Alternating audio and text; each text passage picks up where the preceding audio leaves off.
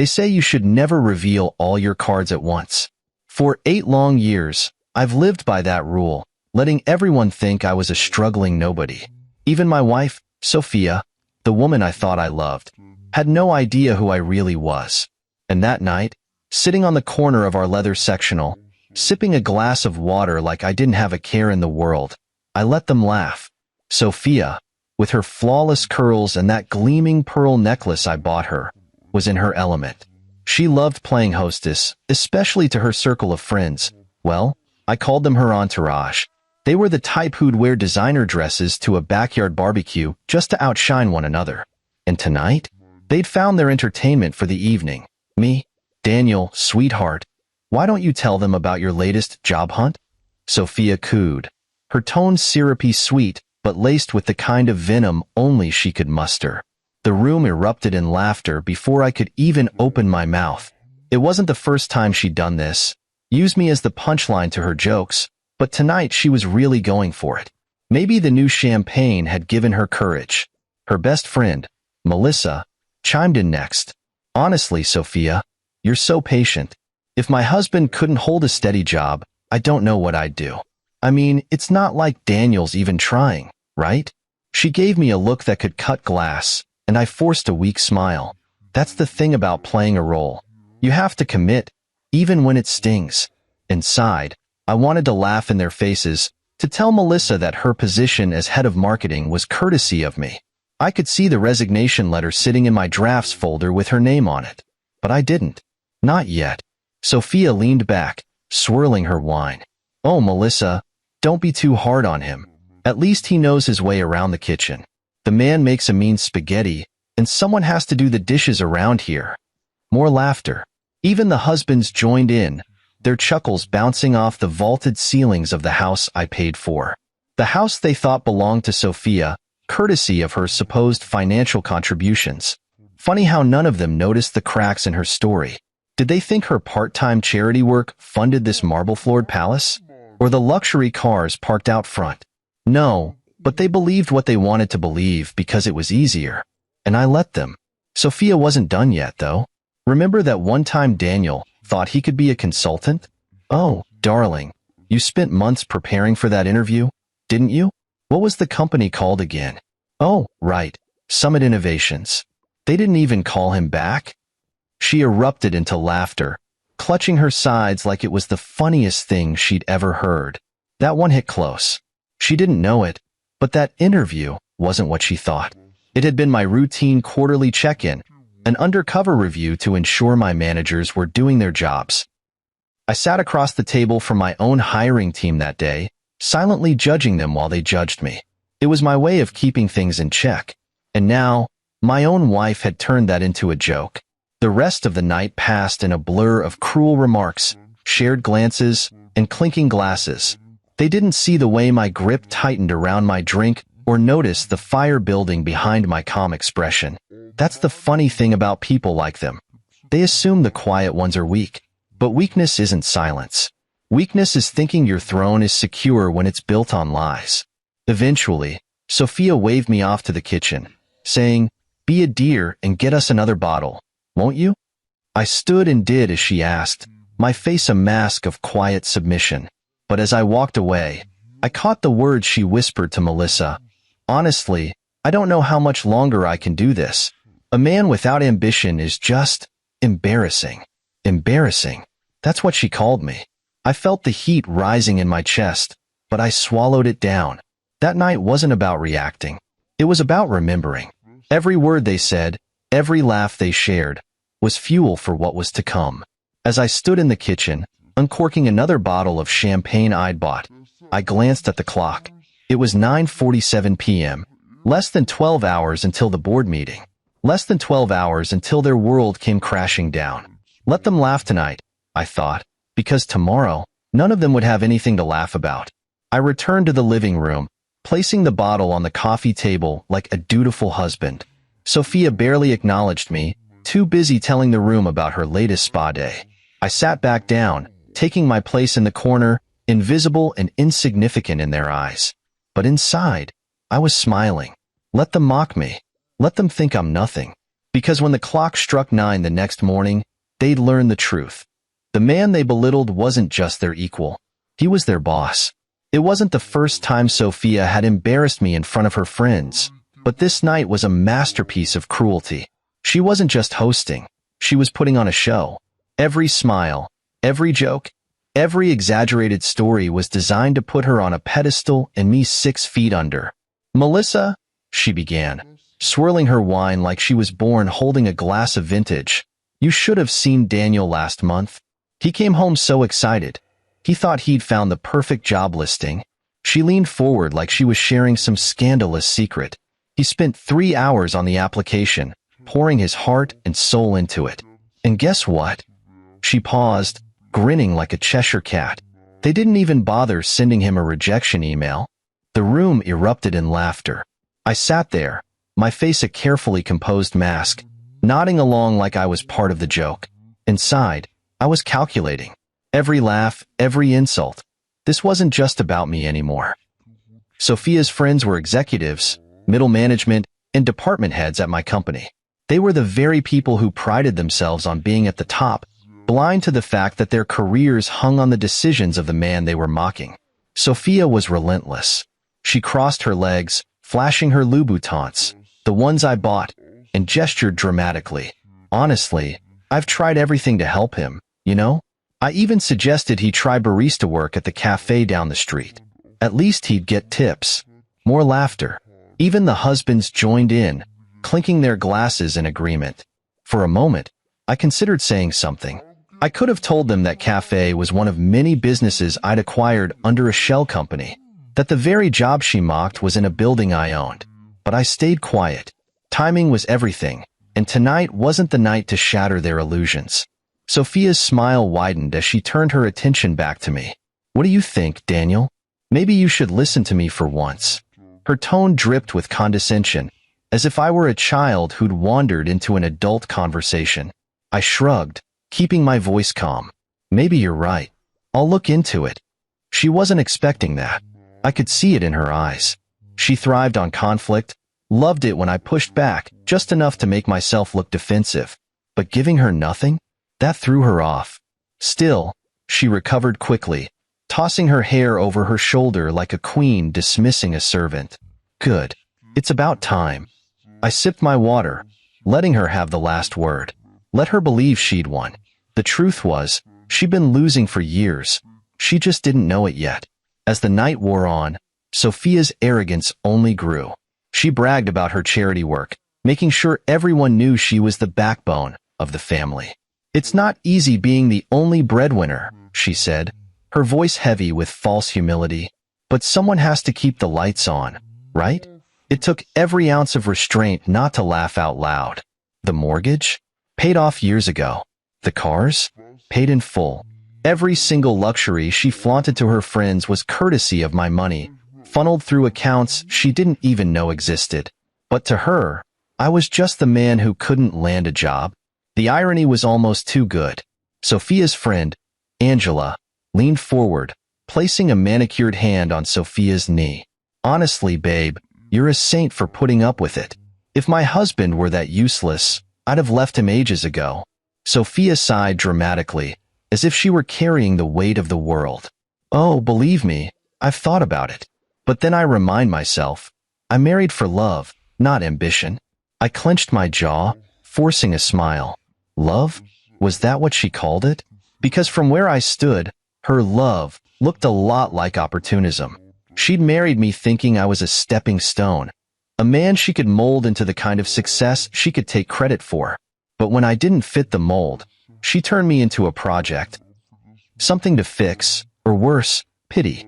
The night dragged on, each conversation more insufferable than the last.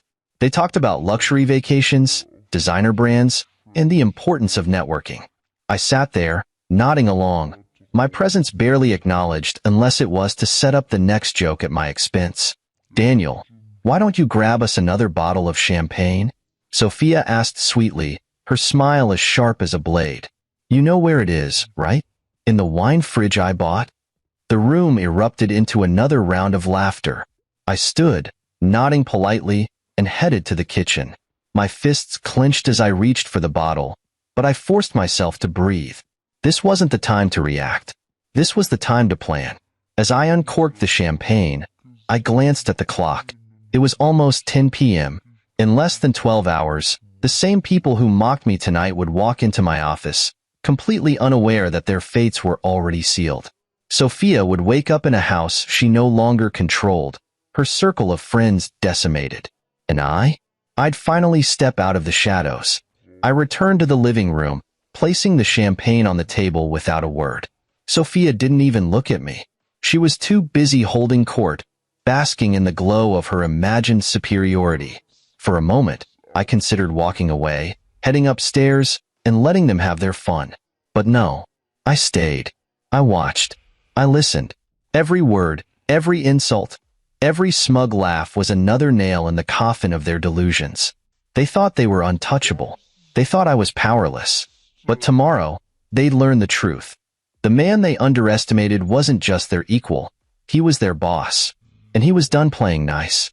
They didn't know it, but every laugh, every insult, every sideways glance they threw my way that night was fuel for what I had been preparing for years. The power I held wasn't in flashy displays or loud declarations. It was in patience, in knowing exactly when to strike. I learned that lesson the hard way, long before I ever met Sophia. 12 years ago, I was a different man.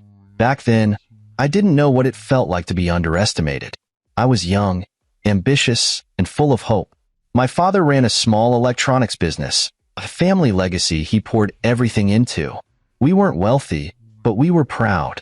That pride crumbled the day corporate raiders came in, bought the business for pennies, and dismantled it overnight. I'll never forget the look on my father's face when they shut the doors for good. It wasn't just a business they took, it was his life's work. That moment shaped me. I swore I'd never let anyone take from me what they took from my father. I would build something unshakable, something untouchable, and I did. Summit Innovations wasn't born in a boardroom. It was born in my tiny apartment, where I worked around the clock, teaching myself coding, business strategy, and finance. I started with small contracts, fixing software bugs for local companies, and used every dollar I earned to reinvest in my dream. By the time I was 28, Summit was growing faster than I could have imagined. By 30, it was a powerhouse. And by 35, it was a global leader. But success comes with its own challenges. The bigger you get, the more vultures circle. I'd already had 3 relationships implode by the time I met Sophia. Each one ended the same way. They saw my success as a golden ticket, something they could latch onto and ride to an easier life. So, when I met Sophia, I made a choice. I wouldn't let her see the real me. Not yet. When we met, I was in the middle of a corporate acquisition. I just finalized a deal worth millions. But I walked into that charity gala dressed in a suit I'd had for years and drove a car that wouldn't have looked out of place in a used lot. Sophia caught my eye instantly. She was beautiful, confident, and magnetic. But what stood out most was how she treated me. When she thought I was just a struggling consultant, she was sweet, supportive even. She told me, "You'll find your place, Daniel. Just keep trying." I believed her. I thought maybe, just maybe, she was different. We dated for a year before I proposed. By the time we got married, I thought I'd made the right choice. I moved her into the house she now calls hers, though I didn't tell her I owned it outright. I let her believe we were sharing everything, that we were building a life together. I even transferred money into her account monthly, so she could feel like she was contributing financially. At first, she was kind, but success changes people, or, more accurately, reveals them. It didn't take long for the cracks to show. Sophia's patience turned into criticism. Her kind words became thinly veiled barbs. She started using my lack of ambition as a weapon, first in private arguments, then in front of others. I could have stopped her at any time, but I didn't. Instead, I let her think she was in control. I let her believe she was the reason we had this life. I even let her spend money recklessly, knowing every dollar she flaunted came from my hard work. What she didn't know was that I was always watching. I wasn't just building a company. I was building safeguards. Every shell company, every private account, every legal document was designed to protect what I'd built. Sophia had no idea that every extravagant vacation, Every luxury car, every designer dress was paid for by Summit Innovations, funneled through accounts she couldn't trace. And she definitely didn't know that her friends, her inner circle of so-called high achievers, were my employees. Sophia's best friend, Melissa, was the head of marketing. Angela ran human resources. Even the husbands, with their tailored suits and smug grins, were senior executives, all handpicked by me. They thought they were untouchable, climbing their corporate ladders, making decisions they thought were theirs. But the truth was, every promotion, every project, every so-called achievement they bragged about at dinner parties was orchestrated by me. I didn't just build Summit Innovations. I controlled it. And they were pawns in a game they didn't even know they were playing. As Sophia and her friends mocked me that night, I thought about the files locked in my study upstairs. Surveillance footage of drunken company events where they let their guards down. Expense reports showing their misuse of company funds. Recorded conversations detailing their questionable business strategies. They thought they were invincible, but they didn't realize they were being watched by someone who had planned for this moment for years. Sophia's mocking voice snapped me out of my thoughts. "Daniel, are you even listening?" she said, laughing. "Honestly, I don't know how you expect to get anywhere if you're always daydreaming." I smiled, a small, calculated smile. "You're right," I said. "I should focus more." She nodded, satisfied, not realizing how true those words were. Because while she saw me as the failure in the room, I was the one holding all the power. And tomorrow, when I walked into my own company as more than just Sophia's husband, the illusion she had built would crumble. The truth about power is simple. It's not about how loudly you speak or how much you show off. Real power is quiet. It's patient. It's waiting for the exact moment when the people who underestimate you are at their most arrogant, and then showing them who you truly are. That night, as I carried another bottle of champagne into the living room, I knew I had reached my limit. The humiliation, the laughter, the dismissive looks, it had all added up over the years. But Sophia's final jab, the one she delivered with a smug grin while her friends clinked glasses, was the spark that lit the fuse. "Honestly, I don't know how much longer I can carry this marriage," she said, her voice loud enough to cut through the laughter. "I mean, I love him, but love doesn't pay the bills. I feel like I'm raising a grown child, not married to a man." Her friends gasped, not in shock but in mock sympathy. "You're so strong," Melissa said, placing a hand on Sophia's arm. "I don't know how you do it." "I keep telling her she deserves better," Angela added. "Someone ambitious. Someone who can match her energy." I paused in the doorway, bottle in hand, listening to the chorus of agreement. My grip tightened on the neck of the champagne. I'd heard enough. Every word, every insult, every patronizing comment, they were drilling into me, but not in the way they intended. Each jab didn't weaken me. It fortified me. I was done playing the role of the defeated husband. Tomorrow, I would end this charade. "Daniel, are you just going to stand there?" Sophia snapped, her tone sharp and impatient. "Bring it here already." I forced a smile, walking over and placing the champagne on the coffee table. "Sorry about that," I said softly, keeping my voice even. "Didn't mean to keep you waiting." "Of course you didn't," she said, barely looking at me. "You never do." That was it. I straightened up, looking around the room at the people who had spent the entire evening tearing me down. None of them met my eyes. They didn't need to. To them, I was invisible, unworthy of acknowledgement. But tomorrow, they'd be looking at me, really looking at me, for the first time. "I'm going upstairs," I said, keeping my voice calm. "Big day tomorrow." Sophia didn't even glance at me. "Good luck with that," she said, already turning back to Melissa. "Maybe this time he'll land something." The words hit like a slap, but I didn't let it show. I walked upstairs to the study, closing the door softly behind me. The sound of their laughter followed me, but I blocked it out. I had more important things to focus on. Inside the study, I locked the door and sat at my desk, taking a deep breath. The calm facade I had worn all night faded away, replaced by the cold determination that had driven me for years. I opened the hidden panel behind the bookshelf, revealing my secure workspace. 3 monitors lit up, displaying live feeds from the company, financial reports, and the personal files I'd gathered on Sophia and her friends. I started with Melissa, head of marketing. She had been siphoning funds from the department for years, disguising it as event planning expenses. The receipts in my files told a different story.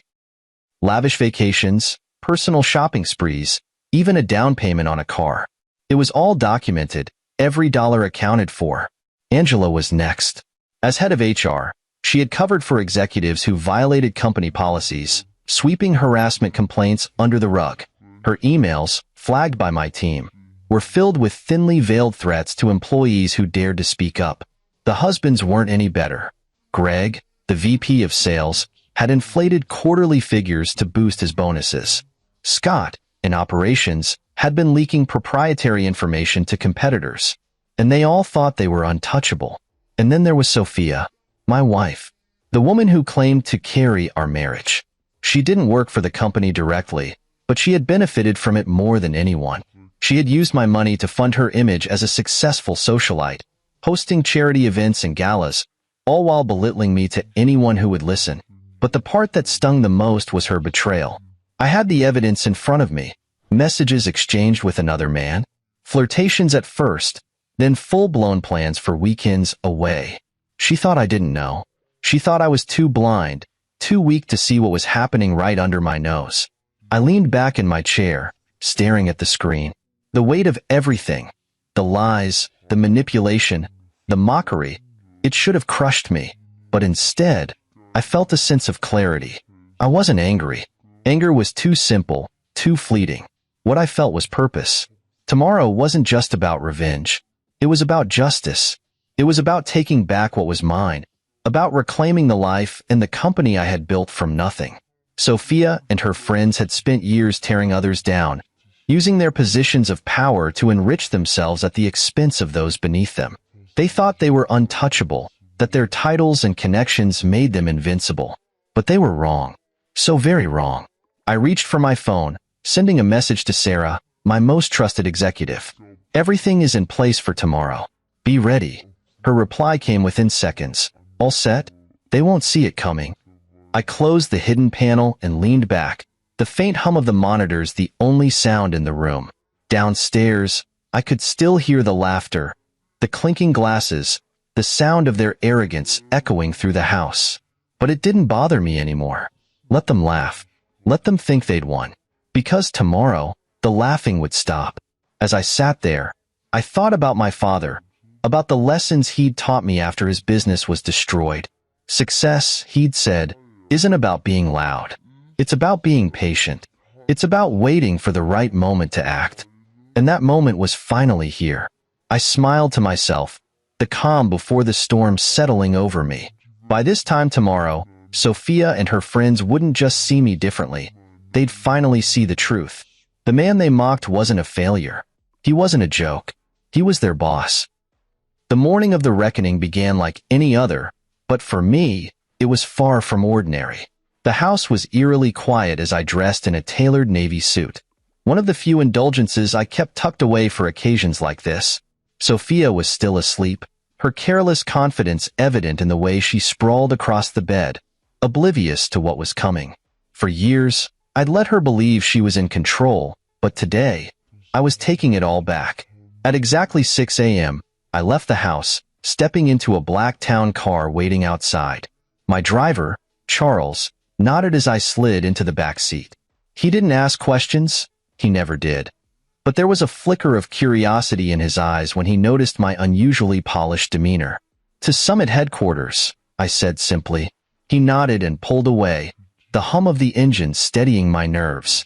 My phone buzzed with a message from Sarah, my most trusted executive and one of the few people who knew the truth about me. "Sarah, boardroom ready. Security briefed. Documentation finalized." Me, "Perfect. Be sure the legal team is on standby." "Sarah, they've been briefed. Good luck." Luck wasn't a factor anymore. Everything had been meticulously planned, every detail accounted for. I leaned back in my seat, watching the city wake up around me. It was almost poetic, the world going about its business, unaware that, in a few hours, 5 people's lives would be irreversibly changed. When I arrived at the office, I entered through the private service entrance. It was one of many perks that came with being the CEO of Summit Innovations, though no one had ever seen me use it. That's how I liked it. Staying in the shadows, observing from a distance, letting my carefully chosen executives think they were running the show. But today, I wasn't staying in the shadows. Sarah was waiting for me in the security office. She handed me a visitor's badge with a faint smirk. Angela Martinez, it read, the fake name I used whenever I needed to go undercover within my own company. Everything is set, she said, motioning to the monitors displaying live feeds from various parts of the building. Your wife's friends are already here. Morning meetings are underway. I glanced at the screens, watching as Melissa, Angela, Greg, and Scott arrived one by one, laughing and chatting as if it were just another day. They had no idea what awaited them. Make sure the security team knows not to intervene unless instructed, I said. I don't want any disruptions. Sarah nodded. Understood. What about your wife? Sophia. My stomach tightened at the thought of her. She wasn't part of the corporate takedown, not directly. But what I had planned for her was just as thorough. She'll know soon enough, I said, brushing off the thought. Focus on the task at hand. At precisely 8:45 a.m., I took my position in the lobby. Dressed in my unremarkable disguise, I watched as the day's players arrived. Melissa breezed in first, her head held high, barking orders into her phone. Angela followed closely behind, pausing to greet the receptionist with a hollow smile. Greg and Scott arrived together, laughing about a round of golf they'd played the weekend before. They didn't notice me sitting there, flipping through a copy of Summit's annual report like a nervous job candidate. That was the beauty of staying invisible. They never looked twice. At 9 a.m. sharp, I made my way to the HR floor for my interview. It was a charade, of course, a test of how deeply the rot had spread. I wanted to see firsthand how my own hiring process had been corrupted under their leadership. Thomas, the HR representative, greeted me with a thin smile, clearly disinterested. This will be a quick assessment, he said, leading me into a small conference room. Just a few basic skills tests and a short interview. The skills test was almost laughable in its simplicity. I made intentional errors, fumbling with questions I could have answered in my sleep. Through the glass walls, I saw Melissa walking by, glancing into the room with a look of mild disdain. She didn't recognize me, of course. To her, I was just another nobody wasting her company's time. Thomas reviewed my work with a barely concealed smirk. Well, he said, his tone condescending, this is interesting. Let's move on to the interview. The panel interview was worse. 3 middle managers sat across from me, their expressions dripping with boredom. They fired off generic questions, barely listening to my answers. At one point, one of them leaned back in his chair and checked his phone mid-sentence. By the time it ended, I had more than enough evidence. The culture they had cultivated was rotten to its core, dismissive, arrogant, and completely detached from the values Summit Innovations was built on. At 10:15 a.m., I made my way to the executive conference room. It was time for the main event. Through the partially open door, I could hear them laughing, their voices carrying the same smug tone I'd endured the night before. You should have seen her face during the interview, Melissa was saying. She looked like she hadn't touched a computer in years. Oh, that's classic, Angela replied, her voice thick with amusement. No wonder HR keeps rejecting people. Where do these applicants even come from? My hand tightened on the doorknob, but I didn't hesitate. I stepped into the room, letting the door close behind me with a soft click. Their laughter died instantly as they turned to face me. I could see the confusion in their eyes, the flicker of recognition as they tried to place me. Actually, I said, my voice steady and deliberate. I think it's time we had a real conversation. Melissa blinked, her brow furrowing. Who are you, and what are you doing here? I smiled, taking a seat at the head of the table, the seat that had always been mine. I'm Daniel Carter, I said, CEO of Summit Innovations. And as of this morning, your boss. The room fell silent, their faces a mix of shock, disbelief, and fear. I leaned back in my chair, letting the weight of my words sink in. Let's begin. The silence in the room was deafening, broken only by the faint hum of the air conditioning. Melissa's confident smirk faltered first, giving way to confusion and then panic. Angela looked as if she'd seen a ghost, while Greg and Scott sat frozen, their bravado evaporating as realization crept in. I let the tension build, savoring the moment. They didn't know whether to laugh, cry, or beg for forgiveness. Melissa recovered first, or at least tried to. "Is this some kind of joke?" she said, her voice trembling slightly. "You? The CEO? That's impossible." "Impossible?" I leaned forward, folding my hands on the table. "Melissa, you've worked at this company for 6 years, and in all that time, you've never thought to question who signs your paychecks. You never bothered to wonder who approved your promotions or overlooked your creative accounting practices. But let me assure you, it's not only possible, it's the truth." I pulled out my phone and tapped the screen. Instantly, the monitors on the walls flickered to life, displaying Summit Innovations' original incorporation documents. There, in bold print, was my name, Daniel Carter, founder and CEO. Beneath it was my photo, a younger version of me, smiling confidently, the same man who now sat at the head of the table, watching their world crumble. "I built this company from the ground up," I said, my voice steady but sharp. "Long before any of you were here. Every policy, every division, every success you've taken credit for, it all started with me." Angela's mouth opened and closed like a fish out of water. But you're," she stammered, struggling to find the words. "Ain't nobody?" I finished for her. "A man who couldn't even land an entry-level position? That's what you all thought, isn't it? That I was just Sophia's failure of a husband, clinging to the scraps of her so-called success." Greg finally found his voice, though it was shaky at best. This has to be a mistake. There's no way you've been running things. We would have known." "Would you?" I raised an eyebrow, tapping my phone again. The monitors now displayed a series of emails, financial reports, and surveillance footage. Each file was damning, a testament to their years of misconduct.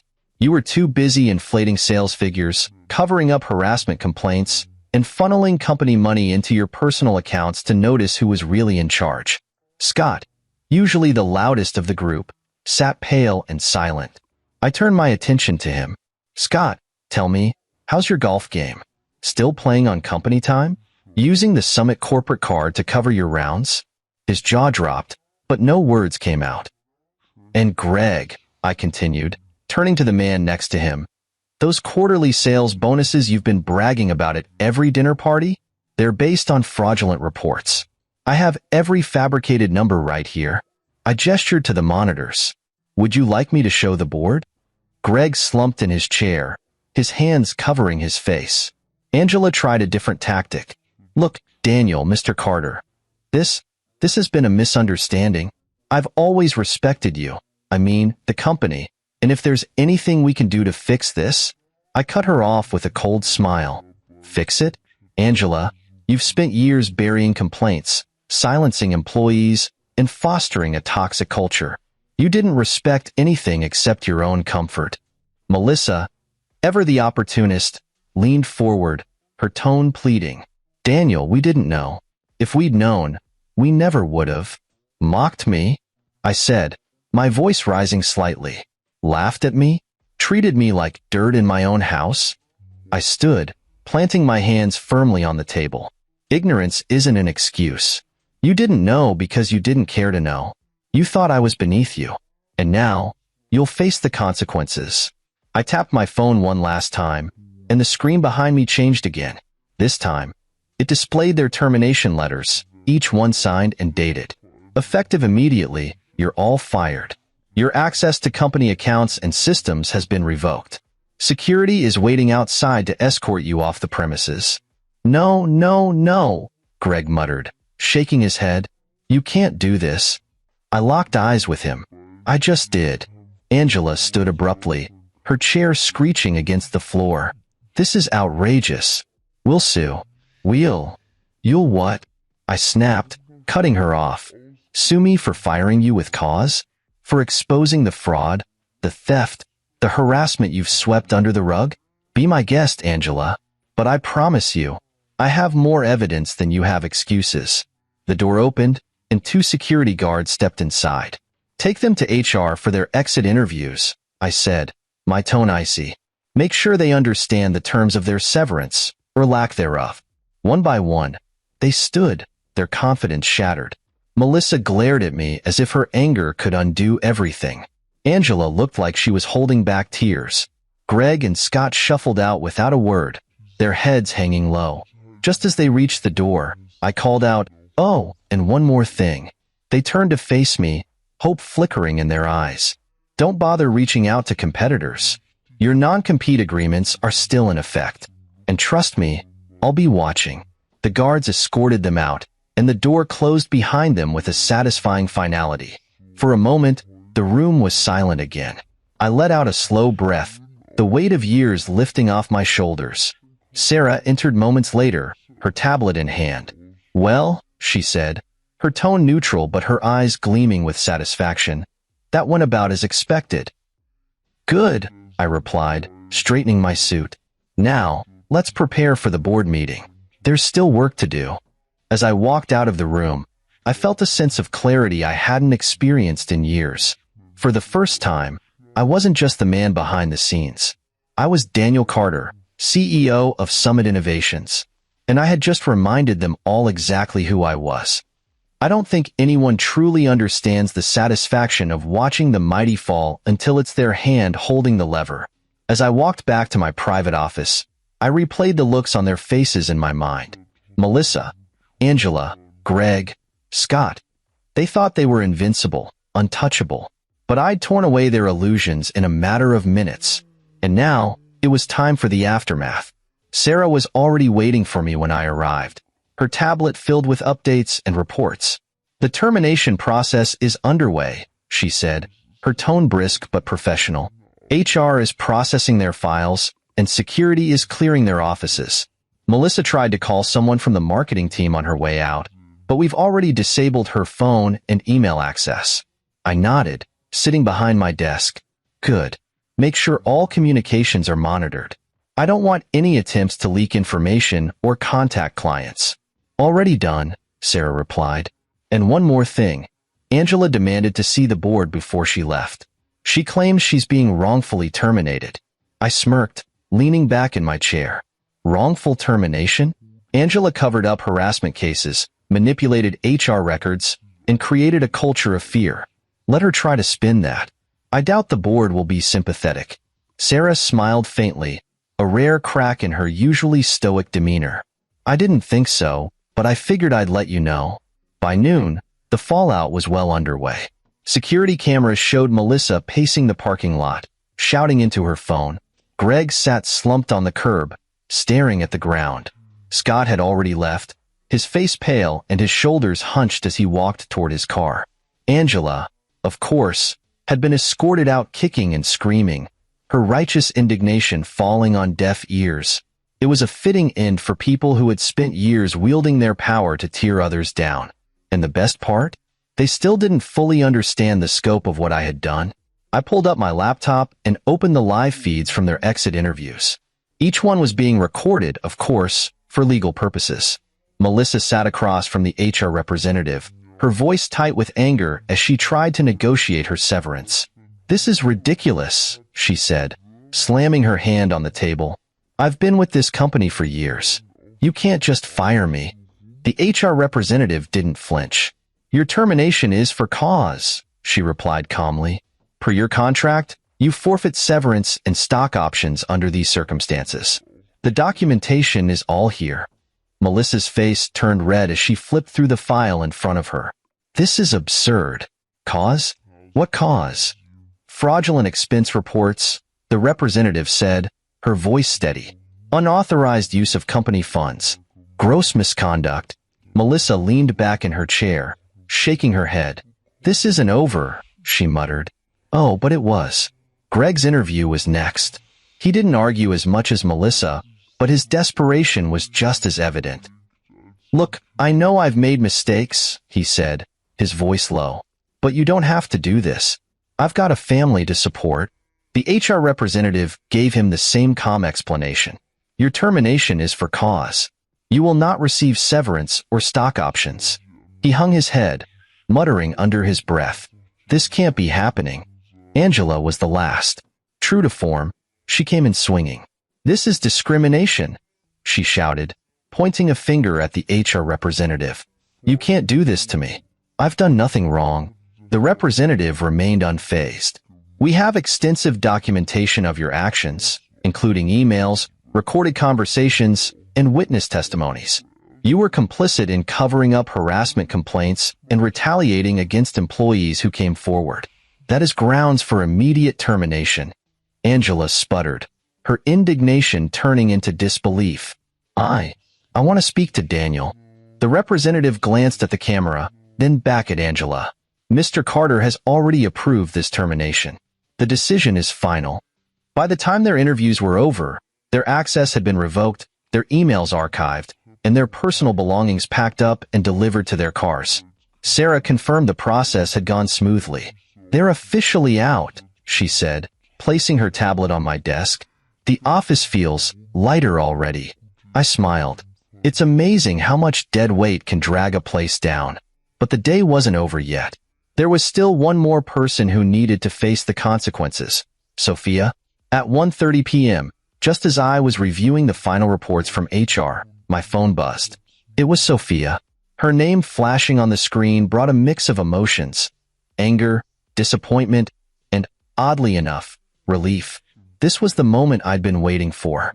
I let it ring for a few seconds before answering. "Hello, Sophia." "Daniel," she snapped, her voice sharp and impatient. "What the hell is going on? Melissa just called me. She said you fired her and half the executive team. Is this some kind of joke?" "No joke," I said calmly. "Melissa, Angela, Greg, and Scott were all terminated this morning. It was a long time coming." There was a beat of silence on the other end of the line. "You can't do that," she said finally, her voice trembling. "They're your employees, my friends. You had no right." "No right?" I leaned back in my chair, the faintest hint of a smile tugging at my lips. "Sophia, I own the company. I have every right." Her sharp intake of breath was almost satisfying. What are you talking about? "For 8 years, I've let you believe I was just some aimless, unemployed husband. But the truth is, I built Summit Innovations from the ground up. Every decision, every success, every dollar you've spent came from me. And now, I've finally taken out the trash." "You lied to me," she whispered, her voice breaking. "No," I said coldly. "You lied to yourself. And now, you're about to see what happens when the truth finally comes out." I hung up, leaving her in stunned silence. There was more to say, much more, but that conversation could wait. For now, I had a company to run. When Sophia stormed into the Summit Innovations headquarters later that afternoon, the receptionist didn't even have time to stop her. She marched past the front desk and headed straight for the executive suite, her heels clicking angrily against the polished floors. I was waiting for her, seated calmly at my desk, reviewing the final files from the day's terminations. The door burst open, and there she was, my wife, looking every bit the picture of indignation.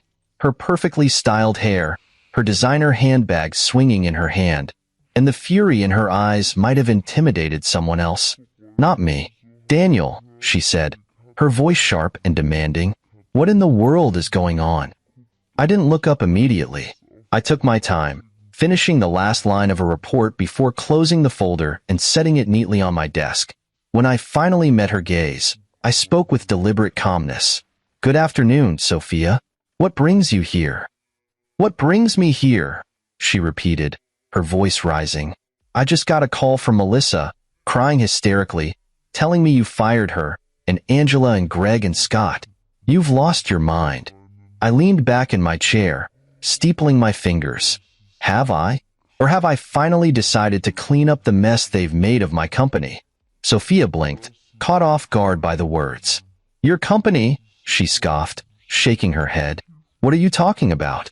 Summit isn't yours." "It is," I said, my voice steady. "It always has been." For a moment, she was silent, the weight of my statement sinking in.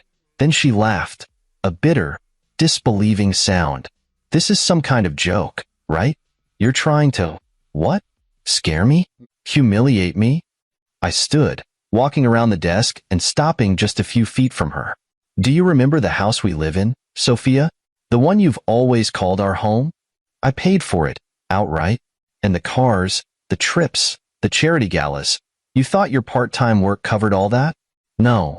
Every luxury you've ever flaunted was funded by Summit Innovations. My company. Her face paled, and her hand tightened around her handbag. You're lying. Am I? I walked back to my desk and tapped a button on my laptop.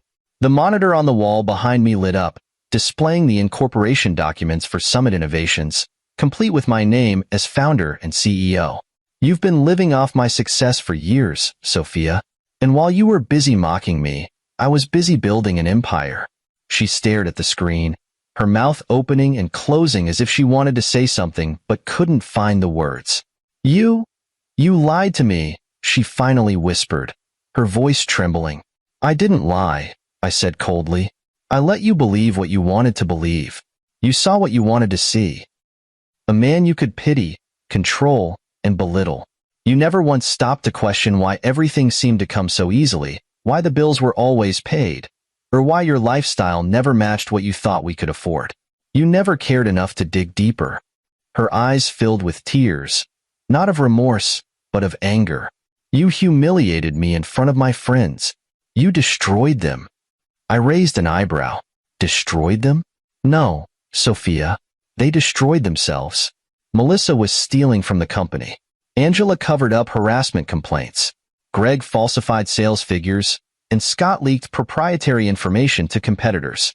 They weren't your friends. They were parasites. Just like you. The word hit her like a slap, and for a moment, I thought she might scream. Instead, she straightened her spine, trying to reclaim some shred of dignity. You've gone too far, Daniel, she said, her voice icy. You think you can just humiliate me like this? You'll regret it.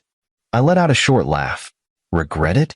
Sophia, for years, I've endured your mockery, your condescension, and your utter lack of respect.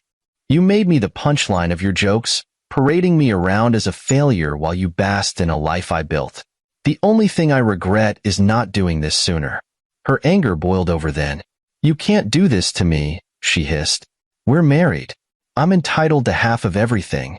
I walked back to my desk, opened another folder, and pulled out a stack of papers. I placed them on the table between us and slid them toward her. That's where you're wrong. You signed a prenuptial agreement when we got married. It ensures that everything I built before and during our marriage remains mine. Your entitlement ends today. She stared at the papers, her hands trembling. You're divorcing me, she whispered. I am, I said without hesitation. And before you even think about contesting it, know this. I've already spoken to the best divorce attorneys in the city. None of them will take your case. Your access to the joint account has been revoked, and your spending spree stops now. Her face crumpled as the reality of her situation set in. Daniel, please, she said, her voice breaking. I held up a hand, cutting her off. Save it. Your crocodile tears won't work on me anymore, Sophia. For years, I gave you everything.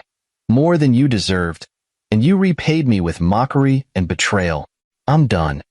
She stood there, stunned and silent, as I opened the door. Security will escort you out, I said, motioning to the two guards waiting outside. Take whatever dignity you have left and leave. Daniel, she said softly, her voice barely above a whisper. I didn't mean. Goodbye, Sophia, I said, turning back to my desk. And good luck. You'll need it. As the door closed behind her, I felt a strange sense of relief. For the first time in years, I was free from her manipulations, her lies, and her cruelty. I had reclaimed my life, my company, and my self-respect. Sophia's downfall wasn't just the end of a toxic marriage. It was the beginning of a new chapter for me. And as I sat back in my chair, watching the sun set over the city skyline, I knew that this was only the start. The day after Sophia's departure, the atmosphere at Summit Innovations was electric. The toxic fog that had lingered for years was gone, replaced by a sense of hope and renewal. As I walked into the office that morning, employees stopped to greet me. Not with the stiff politeness reserved for their supposed CEO's husband, but with genuine smiles and nods of respect. For the first time, they were seeing me for who I truly was, the man who had built this company from nothing. Sarah met me at my office, her ever-present tablet in hand. "We've finalized the reorganization plans," she said, her voice steady but with a hint of excitement. "The departments affected by Melissa, Angela, Greg, and Scott are already seeing improvements. Productivity is up 25% in some areas."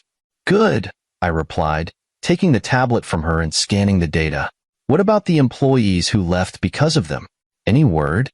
"We've reached out to everyone who filed complaints or resigned due to harassment or discrimination," Sarah said. 12 have already accepted reinstatement offers. The others are considering it. "Make sure they know they'll be walking into a very different environment," I said. "I want them to feel safe here. Valued." Sarah nodded, a faint smile tugging at her lips. "Understood."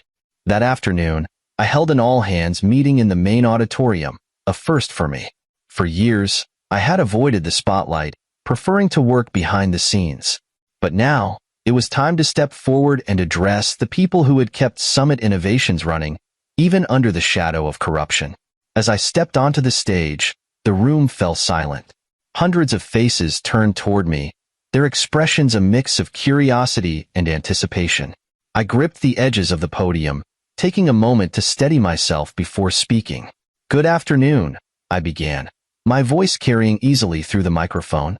"For those of you who don't know me, my name is Daniel Carter. I'm the founder and CEO of Summit Innovations." A ripple of murmurs ran through the crowd, but I continued. "Over the past several years, I've stayed in the background, observing how this company has grown and changed. And while I've seen incredible talent and innovation, I've also seen things that deeply disappointed me. A culture of fear, favoritism, and dishonesty took root here, and I take responsibility for not addressing it sooner." The room was completely silent now, every pair of eyes fixed on me. "But that ends today," I said firmly. "The people responsible for that culture are gone. And moving forward, this company will be a place where everyone, regardless of their position, feels valued, respected, and empowered." I outlined our new initiatives: anonymous feedback channels, enhanced HR protocols, and mentorship programs for employees who wanted to grow within the company. I spoke about accountability and collaboration, about building a culture of trust and innovation. And when I finished, the room erupted into applause. For the first time in years, I felt proud, not just of what I had built, but of what it was becoming. Over the next few months, the transformation was remarkable. Departments that had been bogged down by inefficiency and favoritism began to thrive. Jennifer, a brilliant programmer who had left after being sidelined by Melissa, returned to lead our new AI division. Under her leadership, we filed 5 patents in 6 months, more than the company had in the past 3 years. The Thompson account, one of our largest clients, doubled their contract with us, citing our new leadership and transparency initiatives as key factors. Other clients followed suit, and our revenue soared. But the most rewarding part wasn't the financial success. It was seeing the employees flourish. People who had once been afraid to speak up now shared ideas openly. Collaboration replaced competition. And for the first time, Summit Innovations felt like the company I had always envisioned. As for Sophia and her friends, their downfall was swift and brutal. The evidence I had gathered against them was airtight, leaving no room for retaliation. Melissa and Angela's reputations were in tatters, their misconduct exposed to every potential employer. Greg and Scott faced lawsuits for fraud and breach of contract, their careers effectively over. Sophia, meanwhile, had retreated into silence. She moved out of the house within a week of our confrontation, her pride too wounded to fight me in court. The divorce was finalized quickly, thanks to the ironclad prenuptial agreement. I later heard she was staying with her sister, trying to piece together a life that didn't revolve around appearances and materialism. For a while, I thought about her often, not with anger, but with a strange sense of relief. In the end, she had done me a favor. Her betrayal had forced me to confront the cracks in my life and take back control. And for that, I was grateful. 6 months after the shakeup, I stood in my office, looking out over the city. The skyline was painted in hues of gold and orange as the sun set, and for the first time in years, I felt at peace. Sarah knocked lightly on the door before stepping in. "Final numbers are in," she said, handing me a report. "Profits are up 60%. Employee satisfaction is at an all-time high, and the mentorship program has a waiting list." I smiled, setting the report down. "It's amazing what people can accomplish when you get rid of the dead weight." Sarah chuckled softly. "There's one more thing," she said. "The press is still asking for an interview. They want to know how you managed to pull off such a perfect transformation." I shook my head. "Let the results speak for themselves. I'm not interested in publicity." She nodded, turning to leave, but paused at the door. "Any regrets?" she asked, her tone softer than usual. I thought about it for a moment. About Sophia's mockery, the betrayal of her friends, and the years I had spent hiding in the shadows. But then I thought about the company we had rebuilt, the people who were thriving, and the future that lay ahead. "No," I said finally. "No regrets. Just lessons." In the end, revenge wasn't about destroying what was broken. It was about rebuilding something better. And as I stood there, watching the city lights flicker on one by one, I knew that Summit Innovations wasn't just a company anymore. It was a symbol of resilience, redemption, and the power of starting over. And I was ready for whatever came next. I knew something felt off the moment she brought it up. "A family dinner at my parents' place," she had said, all smiles, her tone light, as if it were any other invitation. But I knew better. I knew what those nights really were, nights designed to remind me, in subtle and not-so-subtle ways, that I didn't belong. I had been through this before. The polite dismissals, the way they'd glance at me when I spoke, as if humoring a guest rather than acknowledging a family member. The way her father would steer conversations towards real success stories, always about people who inherited wealth, never about those who built it from the ground up like I did. But after years of enduring it, I had convinced myself that this time might be different. We had been married long enough. Maybe, just maybe, they had finally accepted me. So I agreed. I put on my best suit, the one she had bought me for occasions like these, and I showed up ready to be the respectable, patient husband they could no longer ignore. The estate was as intimidating as ever, towering and extravagant, the kind of house that wasn't just big, it was designed to feel unapproachable. The long driveway stretched endlessly, lined with imported trees and statues, leading up to an entrance grand enough to belong to royalty. A valet took my car, and as I stepped onto the stone path leading inside, I could already hear the sounds of laughter and clinking glasses from the dining hall. Inside, nothing had changed. The same massive chandeliers hung from ceilings so high they seemed unreal. The same portraits of her ancestors lined the walls, their stern faces watching over the room, a reminder of the bloodline they were so proud of. The scent of expensive wine and aged wood filled the air, mixing with the distant sounds of a pianist playing something classical, something expensive. I spotted Vanessa instantly, standing with her mother near the grand dining table, deep in conversation. Her father, Richard, was pouring drinks for a group of men in tailored suits, laughing too loudly, as if he had just delivered some profound wisdom. Her siblings were scattered, comfortable in their element, slipping seamlessly between conversations. And then there was me. I adjusted my cuffs, took a deep breath, and walked in. Vanessa turned, her eyes lighting up as she saw me. She walked over, smiling, and for a brief moment, I thought, maybe this time will be different. "Hey," I said, keeping my voice calm. "Hey, you made it." She leaned in and kissed my cheek, her perfume familiar, comforting. "Come, let's get to our seats." I followed her toward the grand dining table, relieved to finally blend into the setting. But just as I reached for a chair, she stopped, her hand gently touching my arm. "Oh, honey," she said, her voice as soft as ever. "I saved you a seat at the other table." I blinked. She gestured toward the far corner of the room, where a smaller, mismatched table sat, away from the grand setup. There, a handful of younger cousins and teenagers were seated, their table set with plastic cups and smaller plates, as if it were a designated spot for the unimportant. For the children. I waited for her to correct herself, to laugh and say it was a joke. But she just smiled, as if this was nothing. as if this was normal. I glanced back at the main table. No one had even noticed. Or maybe they had, and they just didn't care. Conversations continued. Drinks were poured. Laughter filled the air. The whole room moved on, completely unbothered by the fact that the man who married into their family was being seated like an afterthought. I looked back at Vanessa, searching for an explanation. "Are you serious?" I asked, my voice low. She didn't even flinch. "It's just for tonight," she whispered quickly. There wasn't enough space at the main table, and we didn't want to rearrange everything last minute. I stared at her, my mind racing. After all these years, all the dinners, all the times I swallowed my pride and played the role of the respectful son-in-law, and this was where they still placed me? She reached for my arm again. "It's not a big deal, Daniel.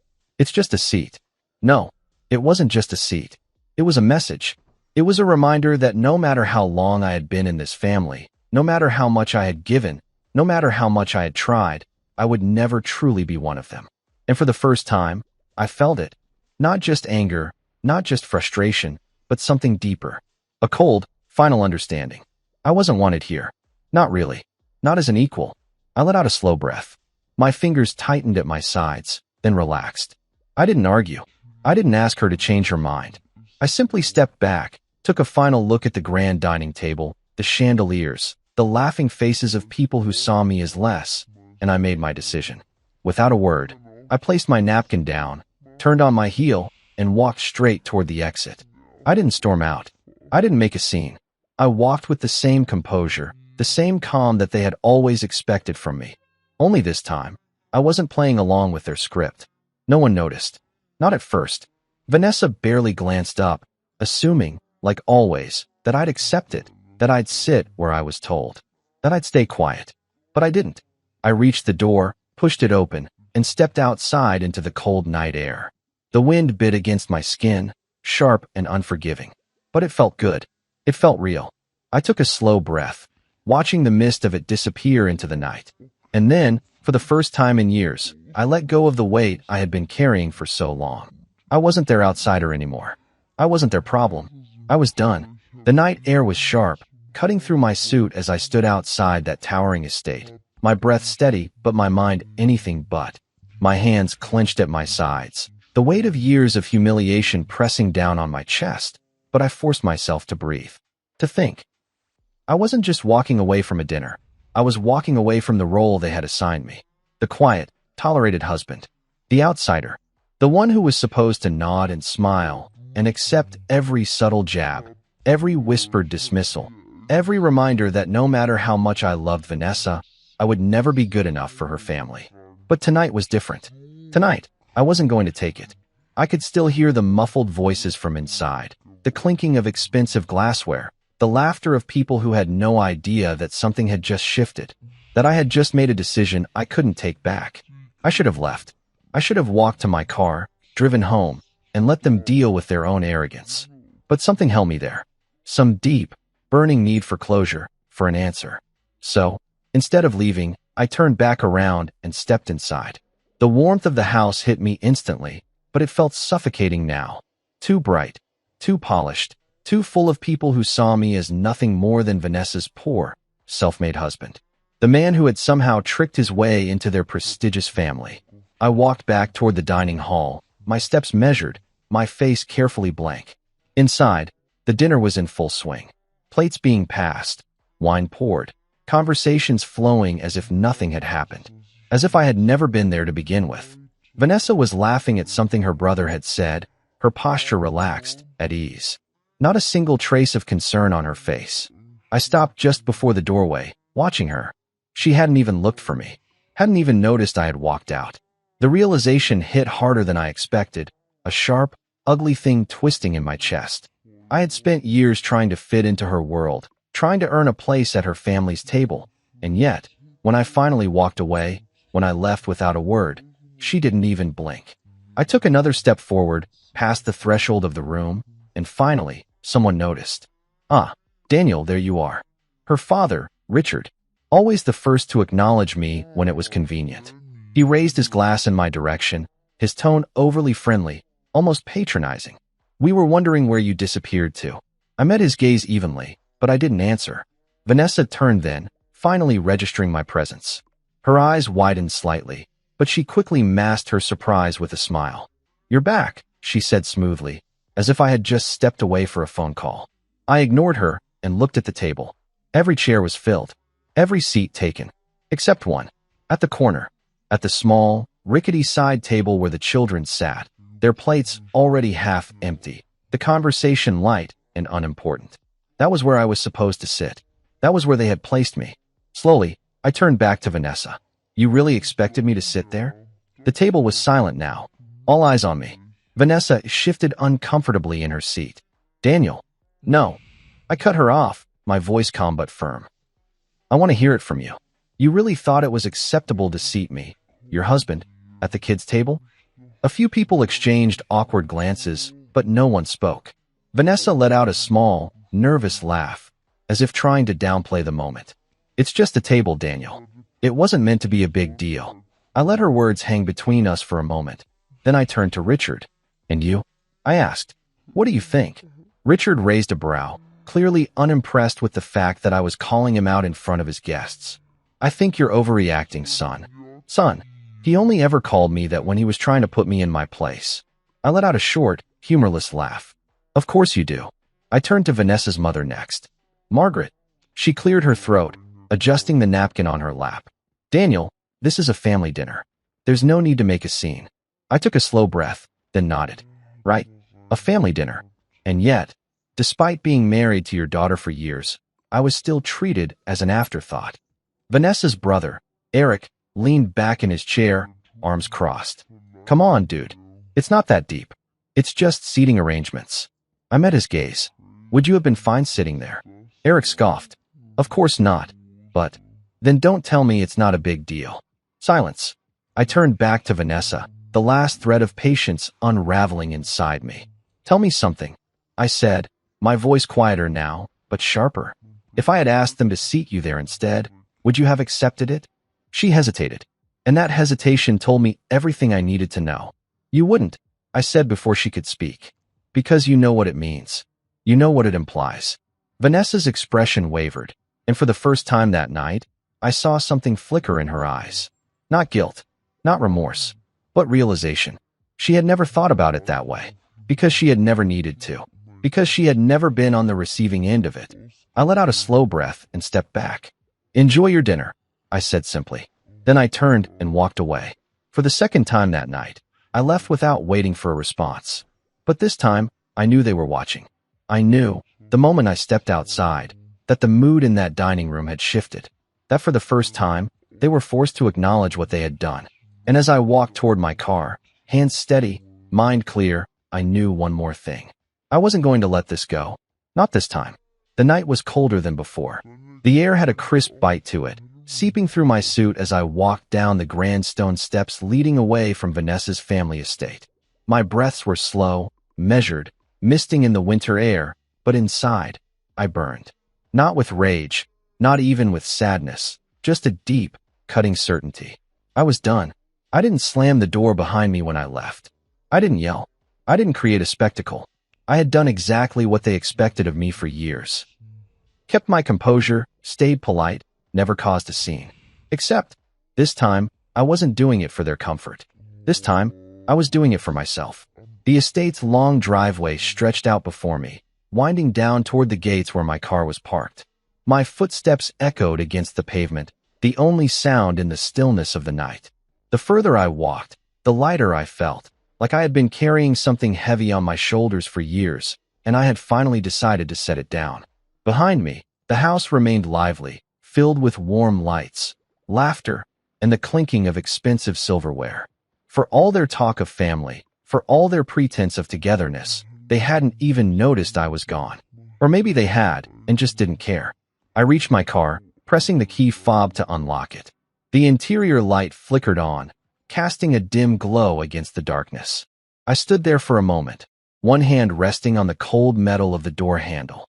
I could leave, drive away, go home, but something in me resisted. It wasn't just about tonight.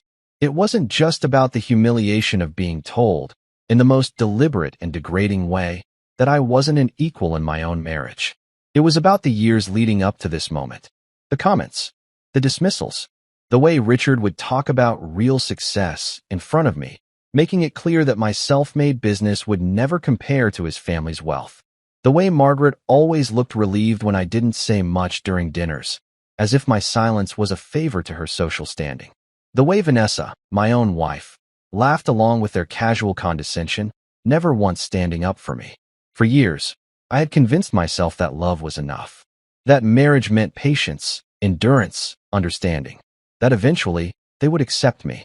But tonight, I had finally understood the truth. They never would. And worse, Vanessa never wanted them to.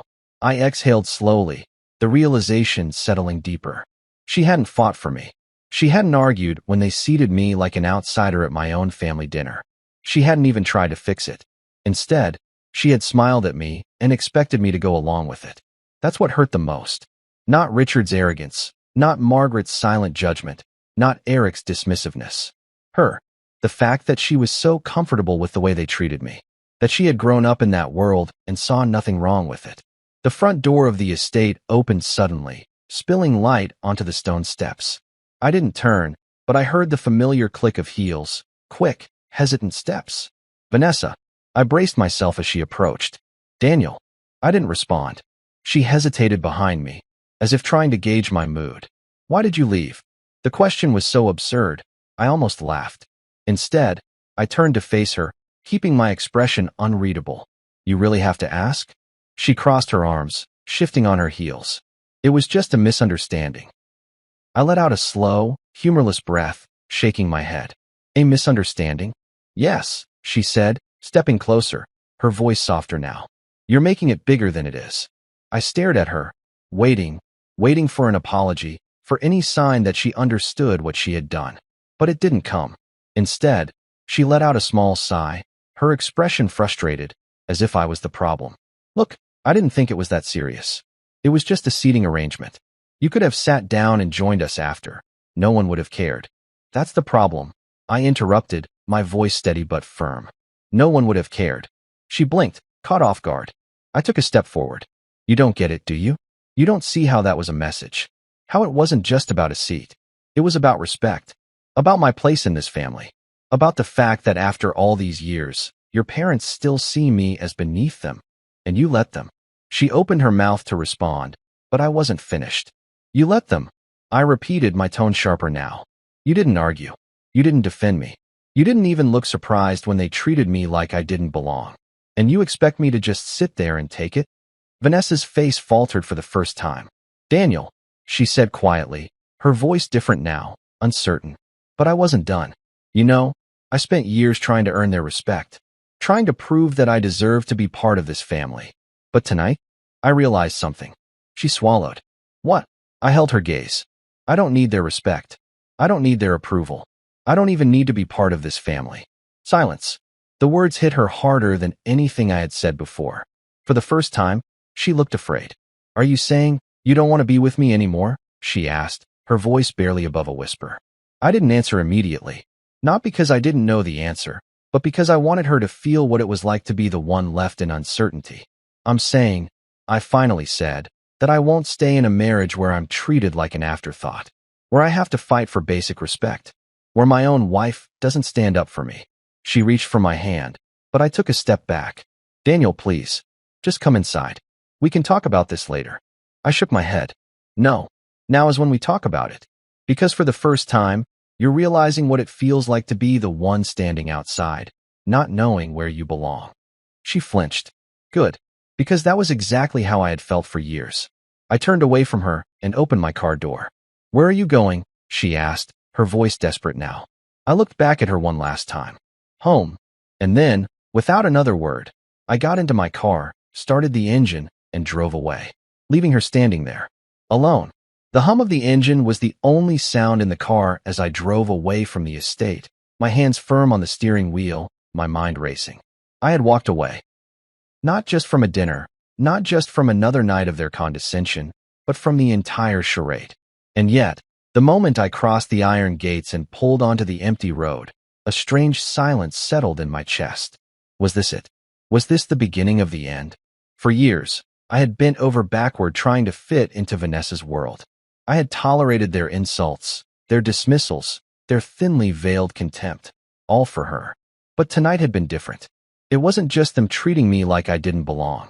It was her, the woman I had married, the woman who was supposed to have my back. And now, she was still there, inside that house, with them. Would she follow me? Would she fight for me? Or would she stay exactly where she had always been, comfortable in a world where I was nothing more than an outsider? I tightened my grip on the wheel and exhaled slowly. My phone buzzed. I ignored it. I knew who it was. I knew what they would say. But I wasn't in the mood for excuses, for empty words meant to smooth things over. For years, I had played along, pretending like it didn't bother me, laughing off their insults to keep the peace. But tonight, something had shifted. Something had broken.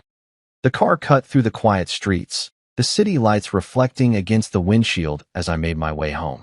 I pulled into the driveway and killed the engine, staring at the darkened windows of our house. It looked the same as always, warm, inviting, familiar. But something about it felt different now. It didn't feel like home. I stepped out, the night air sharp against my skin, and walked to the front door. Unlocking it felt mechanical, as if I were stepping into someone else's life rather than my own. The house was silent when I entered, the absence of Vanessa heavier than I expected. She wasn't here. She had stayed at the dinner. That realization hit harder than I thought it would. I sighed, running a hand through my hair, and made my way to the living room. I wasn't tired, not really, but my body felt drained. I sat down on the couch, leaning forward, elbows on my knees, staring at the coffee table without really seeing it. Then, my phone buzzed again. I finally looked at it. Vanessa, where are you? Come back inside. You're overreacting. I scoffed. Overreacting. Of course. She still didn't get it. Another buzz. Margaret, her mother, Daniel, this is childish. This is a family gathering. Act like an adult. Another. Richard, her father, enough of this nonsense. Get back here before you embarrass yourself further. Embarrass myself? A bitter chuckle escaped my lips. I was the one embarrassed. After they treated me like a second-class citizen in my own marriage? After they openly humiliated me in front of an entire room? I rubbed a hand over my face, the exhaustion settling deeper in my bones. They weren't panicking because they cared. They were panicking because I had done something unexpected. Because, for the first time, I had refused to play my part. My phone kept vibrating, one message after another, each one filled with the same dismissive tone, the same condescending expectation that I would fall back in line. Eric, her brother, dude, what the hell? Just come back. You're making it worse. Melissa, her sister, you're making mom upset. This isn't necessary. It was all about them. Their discomfort. Their embarrassment. Not one message asked how I felt. Not one of them apologized. Not even Vanessa. I exhaled sharply, standing up and pacing the room. My chest felt tight, my mind whirling. I had always known her family looked down on me, but tonight had exposed something worse. Vanessa didn't just tolerate their behavior. She accepted it. She condoned it. She expected me to accept it too. And that was something I could never ignore again. I looked down at my phone, scrolling through the endless flood of messages, then paused. My eyes landed on the picture I had taken earlier, of the tiny table in the corner where they had expected me to sit. The image spoke volumes. It was proof. Without thinking twice, I clicked on the family group chat and sent it, along with a single caption. Interesting choice of seating for your son-in-law. Hope the adults are enjoying their meal.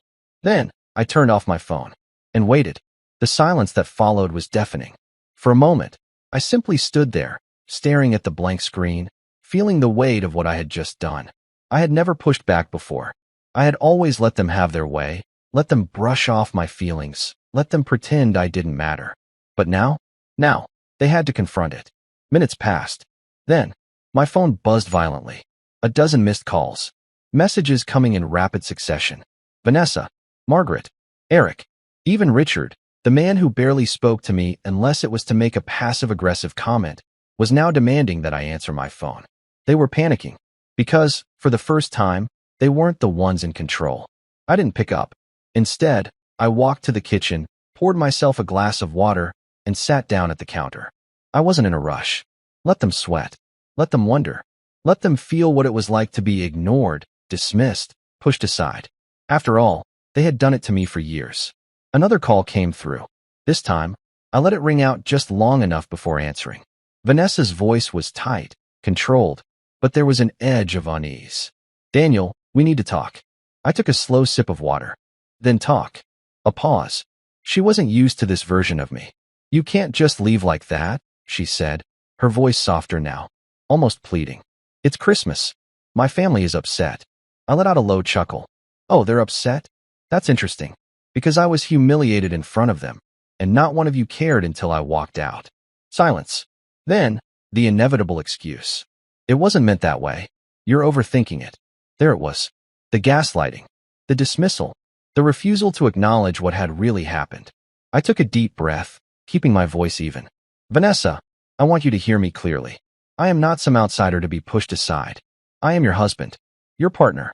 And if you can't see me as your equal, maybe you shouldn't have married me.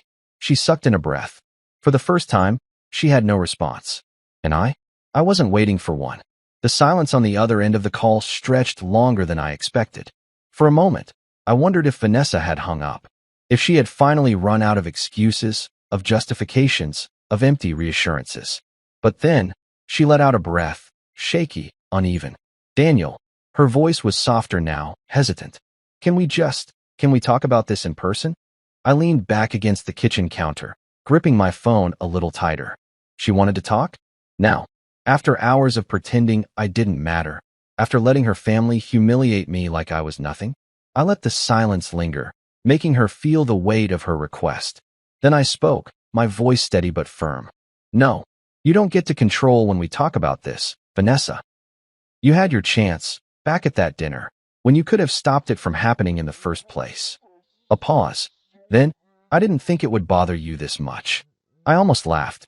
Bother me? I had swallowed so much over the years, bit my tongue, forced a smile, let them dismiss me time and time again. And now, when I finally reached my breaking point, she acted like I was the one making a scene. I'll call you later, I said flatly, and ended the call before she could argue. I exhaled slowly, rubbing a hand over my face. I had expected her to be defensive. I had expected her to make excuses. But hearing her say, I didn't think it would bother you this much, that cut deeper than I anticipated. Because what she really meant was, I didn't think you'd stand up for yourself. She had grown used to me enduring, to me being the husband who let things slide for the sake of peace. She had never truly considered that I might walk away. Well, now she knew. My phone buzzed again. Not a call this time. A message. From Vanessa. I hesitated, then unlocked my screen. Vanessa. Daniel, please. Let's not do this over text. I don't want to fight. I stared at the message for a long moment. She didn't want to fight. Of course, she didn't. Because fighting meant she would have to acknowledge what she had done. Fighting meant she would have to admit that she had let them disrespect me, that she had been complicit in it. I scrolled through the other messages that had come in while we were on the phone. Margaret, her mother, Daniel, be reasonable. We all love you. No one meant to offend you. Richard, her father, you're acting childish. If you want respect, you earn it. Walking away won't get you anywhere. Eric, her brother, dude, this is ridiculous. Just come back and stop making a big deal out of nothing. I clenched my jaw, staring at the words. Nothing. To them, this was nothing. They didn't see it. They didn't want to see it. I scrolled further, past the dismissive messages, until I reached the one I had sent earlier. The picture of the tiny table where they had expected me to sit, accompanied by my single-line caption. Interesting choice of seating for your son-in-law. Hope the adults are enjoying their meal. I knew it had struck a nerve. Their frantic messages had only increased after I sent it. They weren't worried about me. They were worried about how they looked. That's when a new message popped up, this time from an unexpected number. Her aunt, the one who usually stayed quiet during these family gatherings. The one who never joined in when they mocked me, but never defended me either. Caroline, I saw your message. I just wanted to say, I understand why you left. You deserved better tonight. I'm sorry no one said it at the time. I blinked. I reread her words, my fingers tightening around my phone. Someone got it. Someone, even if it wasn't Vanessa, had seen what happened and acknowledged it. And yet, it only made me angrier. Because if Caroline saw it, then so did the rest of them. They just didn't care. I exhaled sharply and typed a reply. Me. Thank you for saying that. But it shouldn't have taken me leaving for someone to admit it. I sent it without hesitation. A minute later, She replied, Caroline, you're right. It shouldn't have. I hope Vanessa understands what she did before it's too late. I stared at her words, feeling a weight settle in my chest. Before it's too late. It already felt too late. Because the more I thought about it, the more I realized this wasn't just about tonight. This was about every time Vanessa had let them treat me like an outsider. Every time she had laughed along when they belittled my work. Every time she had stood silent when they dismissed my accomplishments. I had always told myself it didn't matter. That we were a team, that our marriage was stronger than their opinions. But was it? Or had I just been lying to myself all along?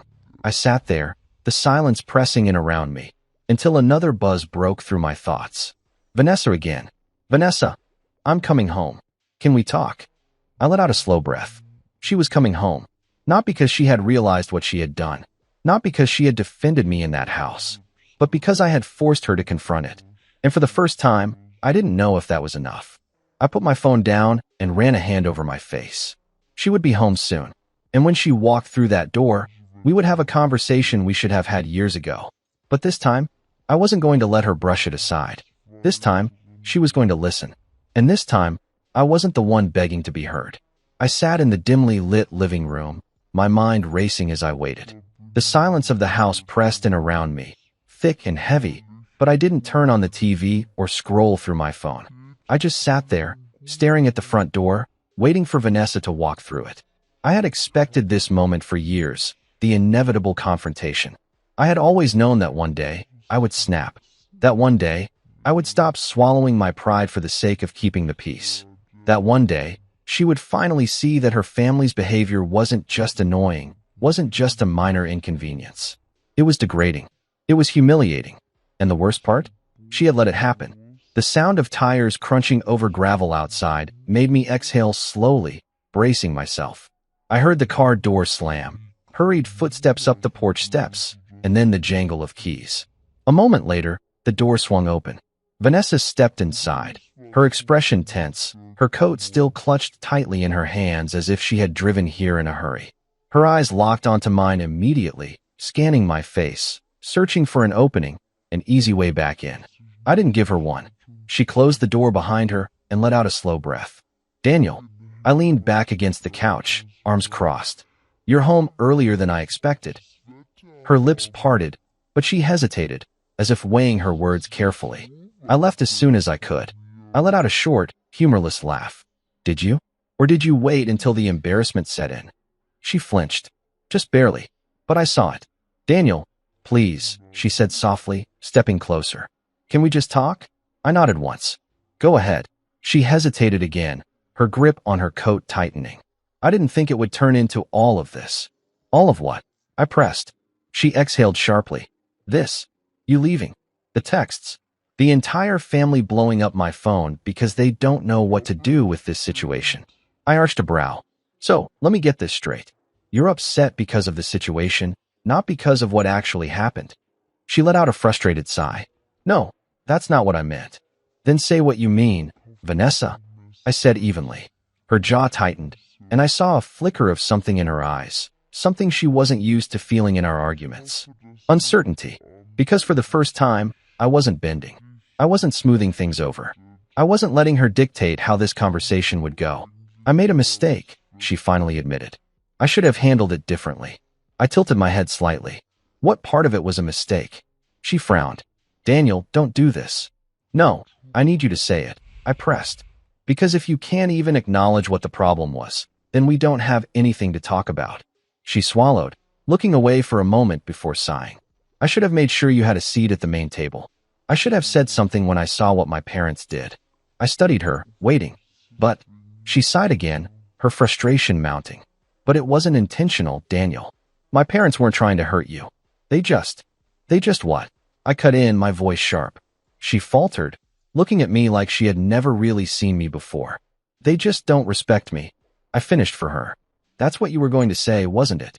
Her silence was deafening. I leaned forward, my voice quieter now, but no less firm. You knew what they were doing. You knew the message they were sending. And you let it happen anyway.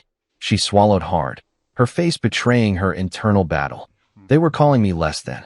They were showing me, and everyone else, that I'm not really part of your family, that I never have been. And you just sat there and smiled like it was nothing. Her eyes glistened, her throat bobbing as she struggled to find words. Finally, she whispered, "I didn't think about it that way." I laughed, shaking my head. "That's the problem, Vanessa. You never do." She let out a shaky breath, finally dropping her coat onto the chair beside her. She looked exhausted, like the weight of the night had finally caught up with her. "My family is in full damage control mode," she admitted. I leaned back, arms still crossed. "Of course they are. They're not used to being called out." She nodded slowly. They're worried about how this looks." I snorted. "Oh, I'm sure they are." She bit her lip, hesitating again. "My mom wants to call you. My dad, too. They think if they just explain, they can save face." I finished for her. She exhaled sharply, rubbing her forehead. "Yes." I studied her, my next words careful but firm. "What about you?" She looked up, confused. "What?" I tilted my head. "What do you think? Do you actually believe they did nothing wrong? Or are you just caught between them and me, trying to make this all go away?" She opened her mouth, then closed it again. And there it was. The hesitation, the unwillingness to pick a side. I let the silence stretch between us before nodding. "That's what I thought." Her brows furrowed. "Daniel, that's not fair, isn't it?" I shot back. "I walked away tonight because I realized something. I realized that no matter how much I've tried, I will never be good enough for your family. And the worst part is, neither will you." She inhaled sharply, clearly not expecting that. I continued, my voice low but steady. "You think they respect you? You think they actually see you? No. They see a daughter who married beneath her station. A wife who should have chosen better. And as long as you keep trying to make them happy, you'll never be happy yourself." Tears welled in her eyes, but she blinked them away. "That's not true, isn't it?" I said again, my voice quieter now. She shook her head, her expression cracking. "Daniel, I don't want to lose you." I exhaled, feeling the weight of her words. "I don't want to lose you either, Vanessa," I admitted. "But I also don't want to be in a marriage where I'm constantly treated like an outsider, where I have to fight for basic respect, where my own wife doesn't stand up for me when it matters." She sniffed, wiping at her eyes. "So what do we do?" I took a slow breath. "That's up to you." She looked up at me, desperate now. "What do you mean?" I met her gaze, unwavering. "I mean, I've already made my decision. I'm not going back to that house. I'm not playing their games. If you want to stay in this marriage, you need to choose. You can't keep trying to please them while ignoring what that does to us." She stared at me, and for the first time, I saw real fear in her eyes. Fear that she might actually lose me. Fear that for the first time in our marriage, she was the one who had to fight to keep me. And the terrifying part? I didn't know if I wanted her to succeed. Vanessa sat across from me, her body tense, her fingers curled into her lap. The weight of my last words hung in the air between us, heavy, suffocating. I had never put her in this position before, never forced her to choose. And now that I had, I could see the fear in her eyes. Not just fear of losing me, but fear of finally having to face the truth she had avoided for so long. She wasn't just caught between me and her family. She had been complicit in this. And now, she had to own it. She cleared her throat, her voice small. "Daniel, this isn't what I wanted." I tilted my head slightly, studying her. "No? Then what did you want, Vanessa?" She exhaled, rubbing her hands together. "I wanted a night where things went smoothly. A night where we could just be together without drama." I let out a slow, humorless laugh. "Smoothly? Vanessa, you let your family humiliate me, and you smiled through it." She flinched, but I wasn't done. "I have spent years trying to make this marriage work." I continued, my voice steady but firm. "I have ignored the little digs, the dismissive looks, the way your father never actually acknowledges my accomplishments because they don't fit his definition of success. I let it go every time your mother treated me like a guest in my own home. I let it go when your brother spoke to me like I was some charity case." She looked away, guilt flashing across her face. "But tonight wasn't little," I pressed. "Tonight was deliberate. It was planned. And you—" I pointed at her, my chest tightening. "You let it happen." Tears welled in her eyes.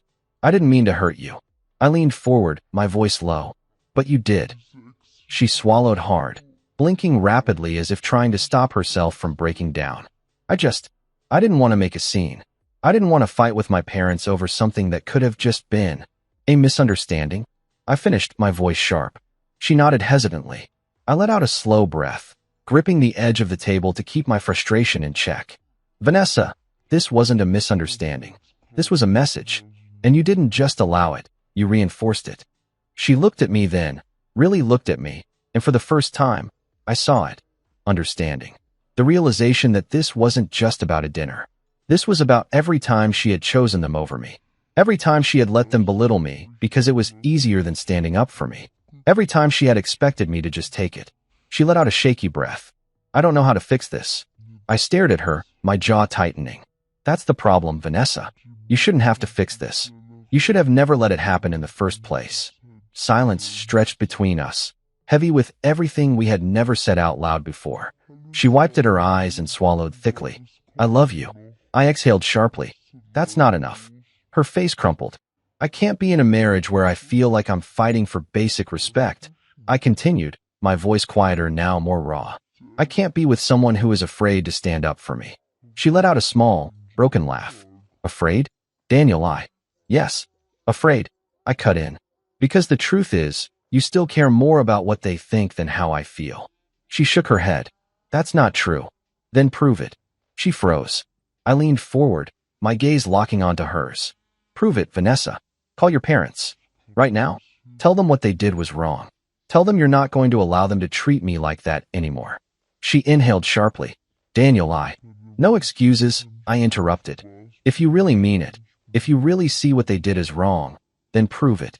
She looked down at her lap, her breathing uneven. The hesitation in her posture, the way she bit her lip, the way she thought about it instead of just doing it.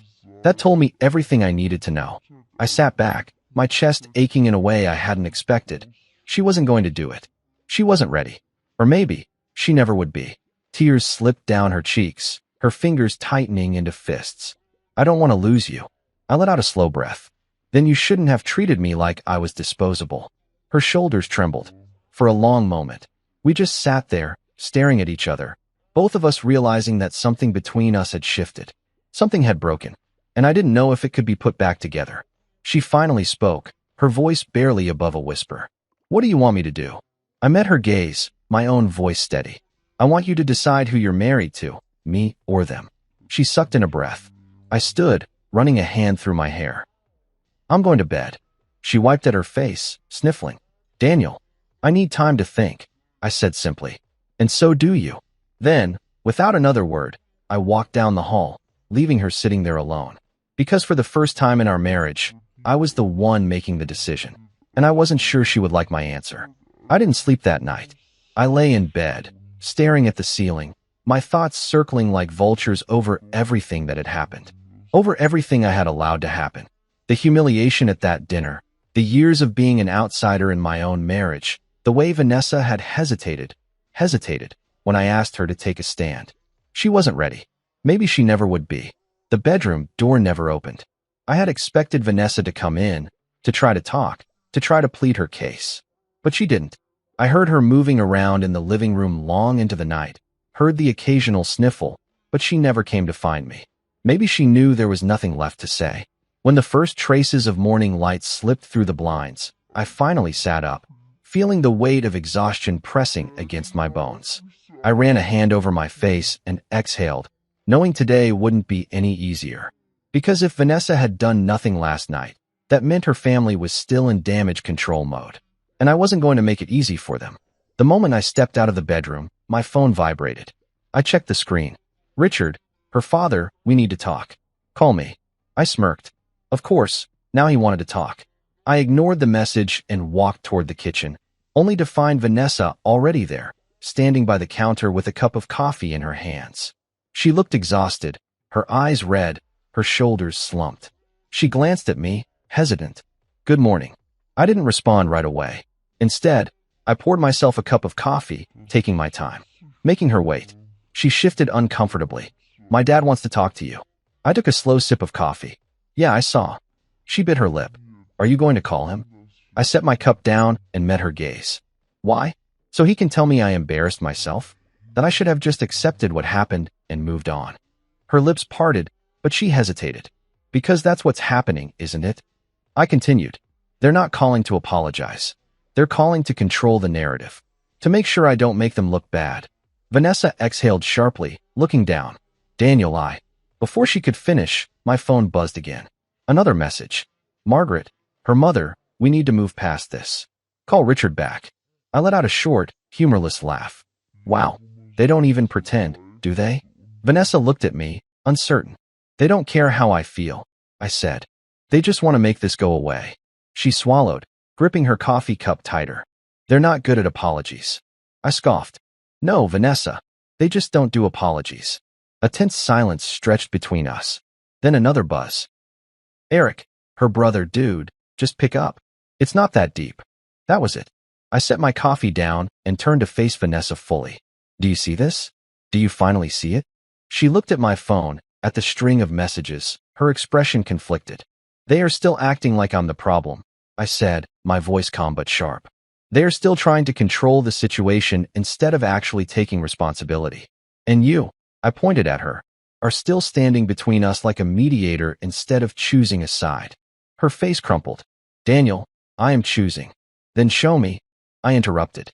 Because right now, all I see is someone who wants to smooth things over instead of actually facing the truth. She inhaled shakily, staring down at her coffee like it held all the answers. What do you want me to do? I grabbed my phone and held it out to her. You want to prove that you choose me? That you actually see what's wrong? Then text them back yourself. Her head snapped up. What? I kept my hand extended. Tell them the truth. Tell them they were wrong. That I was disrespected. That you're not going to let it happen again. She hesitated. Again. That was all the answer I needed. I exhaled slowly and pulled my phone back. That's what I thought. Her eyes filled with tears. Daniel. I held up a hand.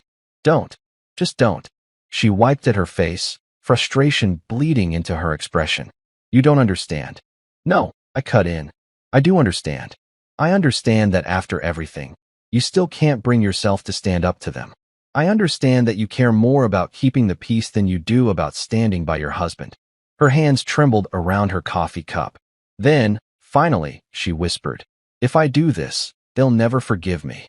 I let her words settle between us. And then I nodded. Now you get it. Her breath hitched. They've never really forgiven you for marrying me, have they? I asked quietly. And they never will. She let out a shaky breath, her shoulders slumping. I've spent years thinking I was the one who didn't belong, I said. But the truth is, you don't either. Not really. Because the moment you stop playing by their rules, you'll be just as disposable as me. Tears slipped down her cheeks. That's not fair, isn't it? I murmured. She sniffled, wiping at her face, her hands shaking. I don't know what to do. I studied her for a long moment. Then, I reached into my pocket, pulled out my phone, and started typing. She watched me, confused, until she heard the sound of a message being sent. Her own phone buzzed a second later. She looked at it hesitantly, then picked it up, her eyes scanning the screen. Me. I'll make it easy for you, Vanessa. I'm leaving for a few days. You have time to decide where you stand. But when I come back, I need an answer, not an excuse. She sucked in a sharp breath. Daniel. I pocketed my phone, grabbed my keys from the counter, and walked to the door. She followed quickly, panic creeping into her voice. Wait, where are you going? I opened the door but paused, looking back at her one last time. I gave you a choice last night, I said softly. You didn't take it. She stared at me, shaking her head. You can't just. I can. I stepped out onto the porch, the morning air cool against my skin. She stood frozen in the doorway, her entire world shifting beneath her. And I, for the first time in years, I felt free. The engine hummed beneath my fingers as I gripped the steering wheel, but I didn't start driving. I just sat there, staring through the windshield, watching the early morning light stretch across the horizon. I wasn't leaving because I was running away. I was leaving because I needed to know if Vanessa would follow. I had spent years chasing after her love, after her acceptance, after her family's approval. And where had that gotten me? Sitting at a tiny table meant for children, while the people who were supposed to be my family barely acknowledged my existence. No more. I exhaled slowly and finally pulled out of the driveway, feeling a strange sense of relief settle over me. I didn't have a set destination, but I knew I needed space. Needed to be somewhere where the weight of last night's betrayal didn't press so heavily against my chest. I ended up at a small hotel just outside the city, The kind of place that didn't ask questions when a man checked in with nothing but a single bag and a tired expression. I paid for a few nights up front and let myself into the quiet room, the sound of the door clicking shut behind me feeling strangely final. Then I sat down on the edge of the bed, my phone still silent in my hand. I didn't text Vanessa. I didn't call. I had already said what needed to be said. Now it was up to her. Hours passed, the sun climbing higher in the sky, and still, nothing. No messages. No missed calls. Maybe that was my answer. I leaned back against the pillows, staring at the ceiling. The logical part of me knew I was doing the right thing. That a marriage where I constantly had to fight for basic respect wasn't a marriage worth saving. But the other part? The part that still remembered the woman I fell in love with? That part was struggling. I didn't want to lose her. But I also didn't want to keep losing myself just to stay with her. By the time the sun had set, my phone finally buzzed. I let it ring once. Twice. Then I answered. Vanessa. She exhaled sharply, as if she had been holding her breath. Daniel, where are you? I didn't answer. Did you think about what I said? She hesitated. Can we talk in person? I closed my eyes. That depends. Are you ready to give me an answer? Another pause. Then, yes. I exhaled slowly. Then meet me at the park by the lake. Tomorrow morning. No family. No distractions. Just us. She agreed without hesitation, which surprised me. Maybe, just maybe, she had finally realized what was at stake. The next morning, I arrived at the park early. The lake was calm, the water reflecting the early light, and I stood by the benches, waiting. I heard her before I saw her. The sound of hesitant footsteps on the gravel path. I turned, and there she was. Vanessa looked different. Not physically. She was still the same beautiful woman I had married, still the same person I had built a life with. But her face looked raw, uncertain, like she had spent the entire night wrestling with herself. She stopped a few feet away, clutching the strap of her purse. You really left. I nodded. Yeah. She swallowed. I didn't think you would. That's the problem, Vanessa, I said quietly. You never thought I would. Her eyes glistened, but she held my gaze. I thought about everything you said. About how I've let my family treat you. About how I've handled things. I didn't speak. I let her say the words herself. She took a shaky breath. I was wrong. Something in my chest tightened, but I stayed silent. She stepped closer. I should have stood up for you. I should have defended you the moment they treated you like you didn't belong. I should have realized that by staying quiet, I was choosing them over you. I studied her face carefully, looking for any sign of hesitation. I didn't see any. I called my parents, she admitted. I told them what they did was wrong, that I wouldn't tolerate it anymore, that if they want to be in our lives, they have to respect you. I blinked. That I hadn't expected, and I asked. She let out a short, humorless laugh. They were furious. My dad tried to say I was being dramatic. My mom cried. My brother told me I was making a big mistake. She looked up at me, but I didn't back down. A long silence stretched between us. She had done it. She had finally picked a side. But now, the question was it enough? She must have seen the uncertainty in my expression, because she took another step closer, her voice softer now. Daniel, I love you. And I know that's not enough, not after everything. But I see you now. I see what I let happen. And I swear to you, it won't happen again. I studied her for a long moment, letting the weight of her words settle. Then I exhaled. I believe you. Her breath hitched. You do? I nodded slowly. But believing you isn't the same as forgetting. She swallowed hard. I know.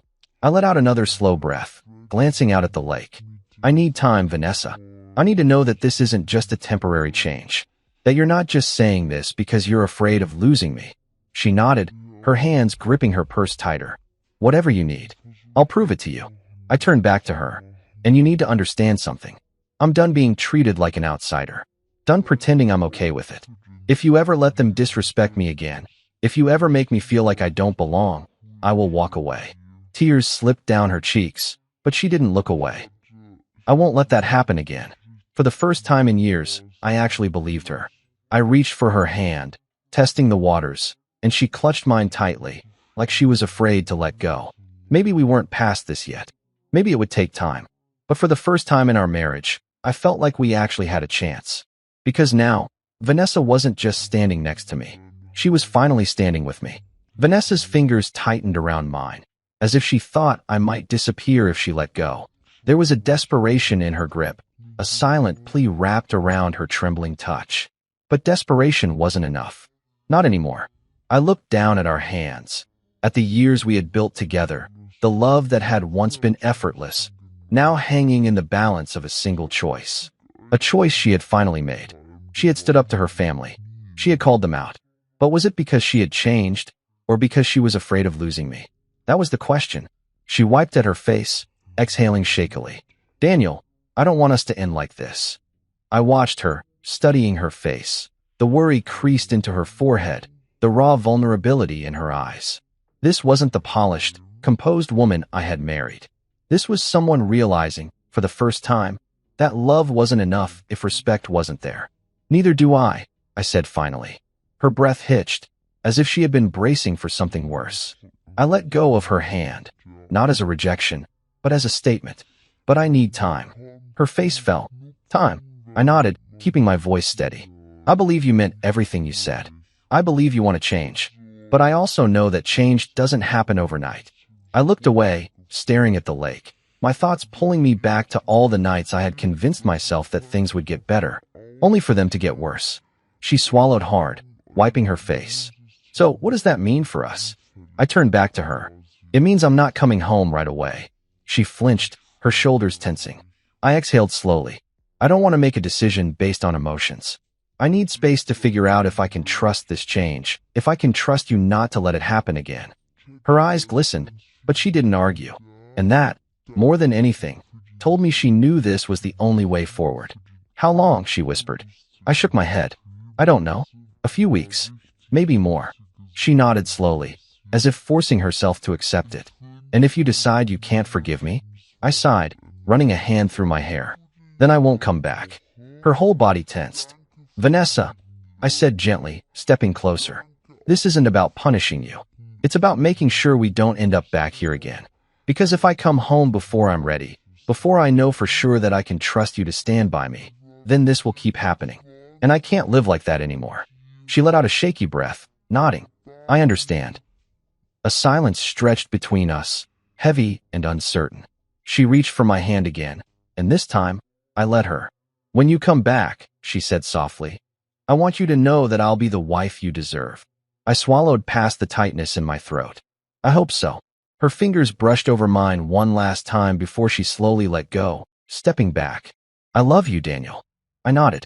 I love you too. But love wasn't the problem. Respect was. And now, only time would tell if she had truly learned that. I watched as she turned, walking back toward her car, her posture uncertain, her steps slower than usual, like she wasn't sure if she was walking toward the future or away from it. I didn't know either. All I knew was that, for the first time in years, I wasn't the one chasing after her. I was finally standing still.